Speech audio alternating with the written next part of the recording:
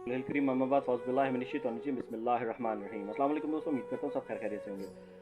पाकिस्तान और यूएई का कल मैच हुआ जो कि पाकिस्तान जीत भी गया, उसके ऊपर पाकिस्तान को मुबारकबाद भी। लेकिन जिस हालात में और जिस तरीके से जीता वो इंतहाई काबिल अफसोस है। पाकिस्तान को जिस लेवल की टीम तसव्वुर किया जाता है या माना जाता है वो ख़त्म हो चुका है और वो एसोसिएट टीमों के हिसाब से ही गेम खेल रही है।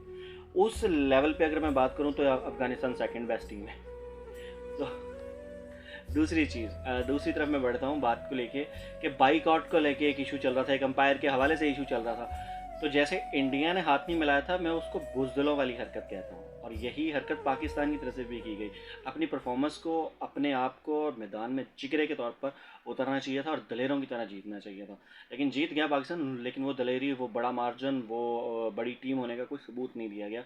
बल्कि अपने दूसरे वामिल जी हमारे साथ ऐसे हो गया, मजलूम नहीं बने बल्कि खुद को खुददार बनाने की कोशिश करें ताकि पता चले कि आप वाकई पाकिस्तानी और दलेर कौम है, निडर कौम है और हौसले वाली कौम है, हिम्मत वाली कौम है, सब्र वाली कौम है। लेकिन जिस तरीके से रिएक्ट किया गया अभी तक एशिया कप के अंदर, उसमें मजलूमों वाली हरकतें ज़्यादा नज़र आई जो कि थी नहीं। और अफसोस हुआ सारे इस रवैये के ऊपर और उम्मीद करता हूँ कि ये चीज़ें नहीं की जाएंगी बल्कि दलेरों की तरह सामने आया जाएगा। नेक्स्ट वीडियो तक मुझे दीजिए इजाज़त। अल्लाह हाफ़िज़।